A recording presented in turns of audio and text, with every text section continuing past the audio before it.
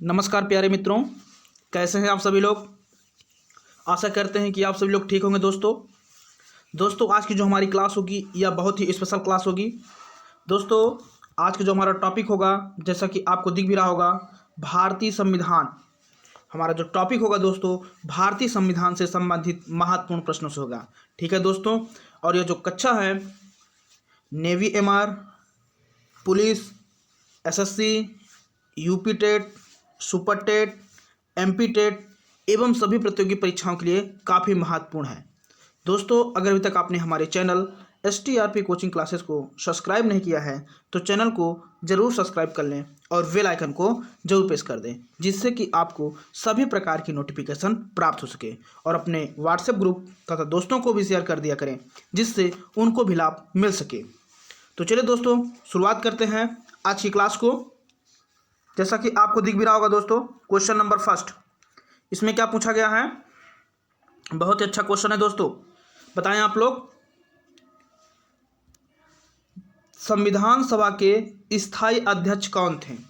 संविधान सभा के स्थायी अध्यक्ष कौन थे। सच्चिदानंद Sinha, doctor Rajendra Prasad, doctor BR Ambedkar, Pandit Jawaharlal Nehru. बताएं दोस्तों, कमेंट करें। बहुत ही अच्छा प्रश्न है। संविधान सभा के स्थायी अध्यक्ष कौन थे, आप लोग कमेंट करें। सच्चिदानंद Sinha, doctor Rajendra Prasad, doctor BR Ambedkar, Pandit Jawaharlal Nehru. तो बताएं दोस्तों इस प्रश्न का आंसर क्या हो जाएगा। दोस्तों इस प्रश्न का जो आंसर हो जाएगा वह क्या होगा, आपका B नंबर। क्या हो जाएगा दोस्तों, B number, doctor Rajendra Prasad. ठीक है दोस्तों, चलिए अगले क्वेश्चन की ओर चलते हैं। भारतीय संविधान के प्रारूप समिति के अध्यक्ष कौन थे। Pandit Jawaharlal Nehru, doctor Rajendra Prasad, Mahatma Gandhi, doctor BR Ambedkar. बताएं दोस्तों भारतीय संविधान के प्रारूप समिति के अध्यक्ष कौन थे। भारतीय संविधान के प्रारूप समिति के अध्यक्ष कौन थे। Pandit Jawaharlal Nehru, doctor Rajendra Prasad, Mahatma Gandhi, doctor BR Ambedkar. बताएं दोस्तों, बहुत ही अच्छा प्रश्न है। आप लोग कमेंट करें। और अगर अभी तक आपने वीडियो को लाइक नहीं किया है दोस्तों, तो वीडियो को जरूर लाइक कर दें। दोस्तों इस प्रश्न का जो आंसर हो जाएगा वह क्या हो जाएगा, आपका D number, doctor BR Ambedkar. ठीक है दोस्तों, चलिए अगले क्वेश्चन की ओर चलते हैं। अगला क्वेश्चन हमारा क्या है दोस्तों, भारतीय नागरिकों को प्रदान किए गए सभी मूल अधिकारों को निलंबित नहीं किया जा सकता, निलंबित किया जा सकता है, किसी भी परिस्थिति में निलंबित नहीं किया जा सकता, उपयुक्त में से कोई नहीं। भारतीय नागरिकों को प्रदान किए गए सभी मूल अधिकारों को निलंबित नहीं किया जा सकता, निलंबित किया जा सकता है, कि किसी भी परिस्थिति में निलंबित नहीं किया जा सकता, उपयुक्त में से कोई नहीं। बताएं दोस्तों, बहुत ही अच्छा प्रश्न है। कमेंट करें आप लोग इस प्रश्न का आंसर क्या होगा। दोस्तों अगर बात करते हैं, इस प्रश्न का जो आंसर हो जाएगा वह आपका क्या हो जाएगा, C नंबर। अगला क्वेश्चन दोस्तों, इसमें क्या पूछा गया है, मौलिक अधिकार संविधान के किस भाग में वर्णित है। भाग 2, भाग 3, भाग 4, भाग 6। बताएं दोस्तों, कमेंट करें आप लोग इस प्रश्न का क्या आंसर होगा। मौलिक अधिकार संविधान के किस भाग में वर्णित है। दोस्तों जो मौलिक अधिकार है यह संविधान के भाग 3 में वर्णित है। किस भाग में वर्णित है दोस्तों, भाग 3 में वर्णित है।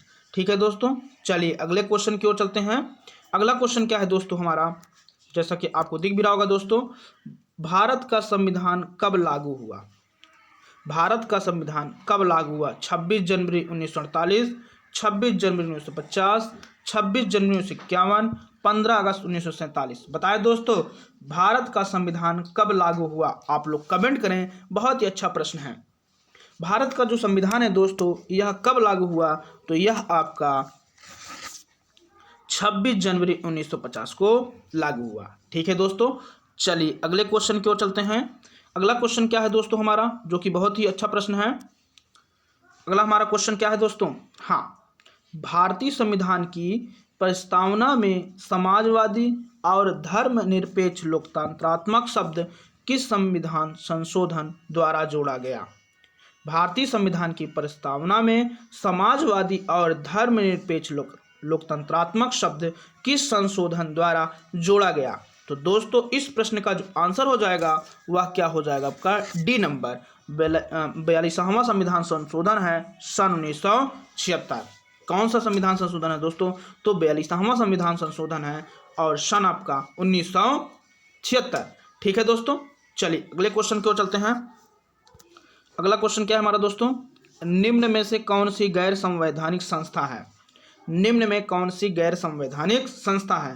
लोक सेवा आयोग, चुनाव आयोग, योजना आयोग, वित्त आयोग। बताएं दोस्तों निम्न में कौन सी गैर संवैधानिक संस्था है?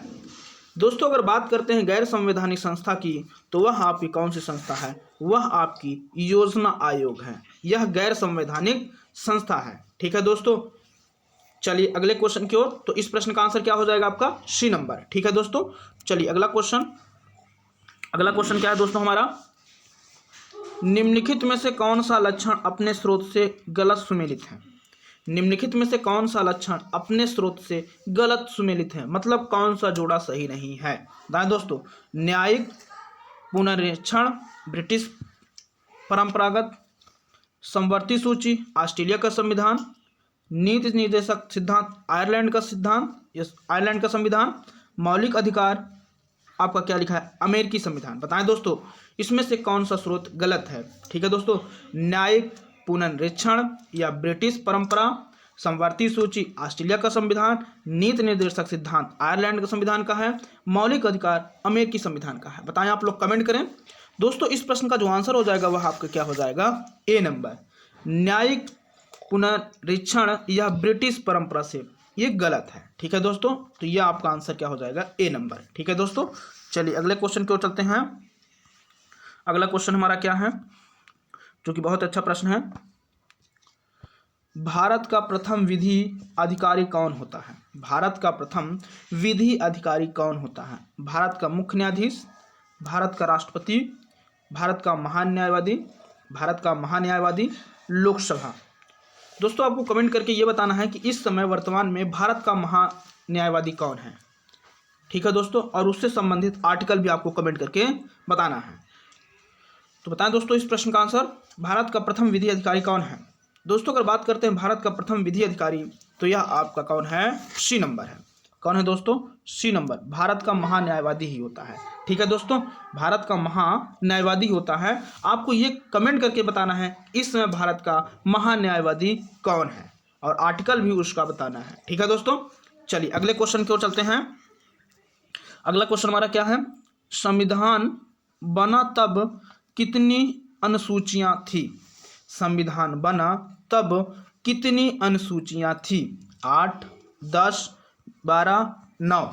बताएं दोस्तों, कमेंट करें। बहुत ही अच्छा प्रश्न है। संविधान बना तब कितनी अनुसूचियां थी? दोस्तों इस प्रश्न का जो आंसर हो जाएगा वो आपका क्या हो जाएगा? ए नंबर। 8 अनुसूचियां थी। कितनी अनुसूचियां थी दोस्तों? तो 8 अनुसूचियां थी। ठीक है दोस्तों, चलिए अगले क्वेश्चन की ओर चलते हैं। दोस्तों अगर अभी तक आपने वीडियो को लाइक नहीं किया है तो वीडियो को जरूर लाइक कर दें और अपने दोस्तों को भी शेयर कर दिया करें जिससे कि उनको भी लाभ मिल सके। ठीक है दोस्तों, चलिए अगले क्वेश्चन की ओर चलते हैं। अगला क्वेश्चन हमारा क्या है दोस्तों?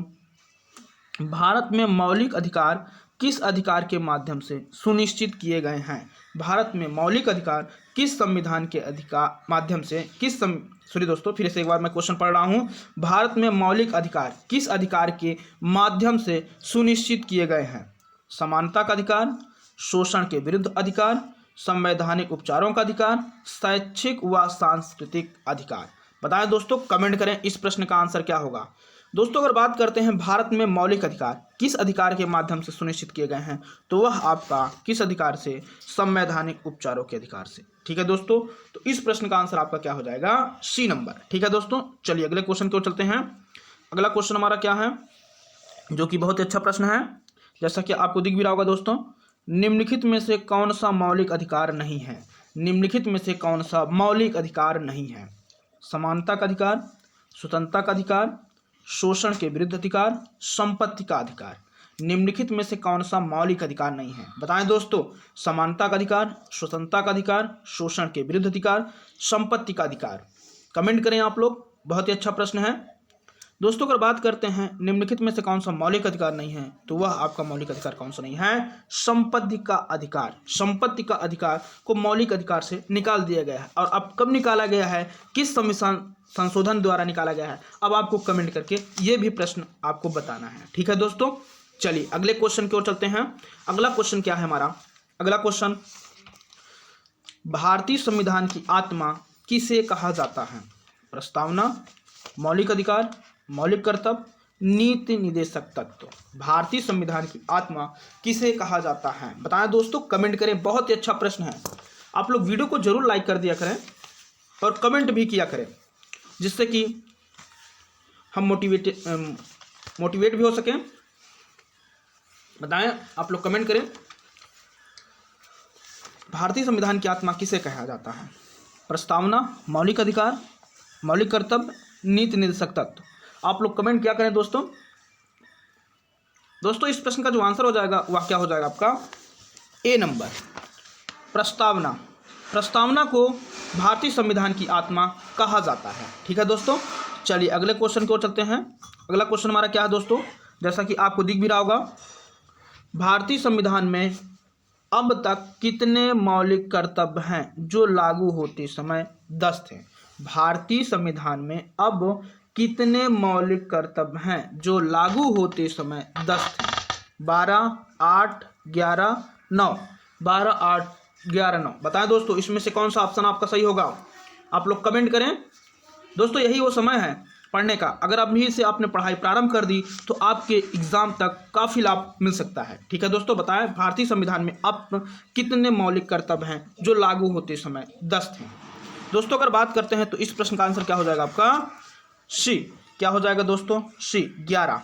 ठीक है दोस्तों, भारतीय संविधान में अब कितने मौलिक कर्तव्य हैं जो लागू होते समय 10 थे? ठीक है दोस्तों, तो इसका आंसर क्या हो जाएगा आपका? C number. चलिए दोस्तों अगला क्वेश्चन क्यों चलते हैं। अगला क्वेश्चन हमारा क्या है? अगला क्वेश्चन हमारा क्या है? बहुत ही अच्छा प्रश्न है दोस्तों। राज्य के नीति निर्देशक तत्वों का उल्लेख संविधान के किस भाग में है? राज्य के नीति निर्देशक तत्वों का उल्लेख संविधान के किस भाग में है? भाग 3, भाग 4, भाग 5, भाग 6। बताएं, कमेंट करें। राज्य के नीति निर्देशक तत्वों का उल्लेख संविधान के किस भाग में है? भाग 3, भाग 4, भाग 5, भाग 6। दोस्तों अगर बात करते हैं राज्य के नीति निर्देशक तत्वों का, तो संविधान के यह किस भाग में वर्णित है? तो यह भाग 4 में वर्णित है। ठीक है दोस्तों, किस भाग में है? तो भाग 4 में है। ठीक है दोस्तों, चलिए अगला क्वेश्चन हमारा क्या है, जो कि हमारा लास्ट क्वेश्चन होगा दोस्तों। अगला क्वेश्चन हमारा है, गणतंत्र दिवस 26 जनवरी क्यों मनाया जाता है? गणतंत्र दिवस 26 जनवरी को क्यों मनाया जाता है? संविधान लागू होने के कारण, आज़ादी मिलने के कारण, महात्मा गांधी का जन्मदिन होने के कारण, जवाहरलाल नेहरू जी का जन्मदिन होने के कारण। बताएं दोस्तों, गणतंत्र दिवस 26 जनवरी को क्यों मनाया जाता है? आप लोग कमेंट करें। दोस्तों गणतंत्र दिवस 26 जनवरी को इसलिए मनाया जाता है क्योंकि संविधान लागू होने का कारण उसी दिन था। ठीक है दोस्तों, क्योंकि 26 जनवरी 1950 को संविधान लागू हुआ था, इसी कारण आपका ए नंबर आंसर सही हो जाता है। ठीक है दोस्तों, तो संविधान लागू होने के कारण। ठीक है दोस्तों, तो ये कुछ महत्वपूर्ण प्रश्न थे दोस्तों अगर अभी तक आपने चैनल को सब्सक्राइब नहीं किया है तो चैनल को जरूर सब्सक्राइब कर लें और बेल आइकन को जरूर प्रेस कर दें, जिससे कि आपको सभी प्रकार की नोटिफिकेशन प्राप्त हो सके। ठीक है दोस्तों, तो आज के लिए इतना ही। धन्यवाद।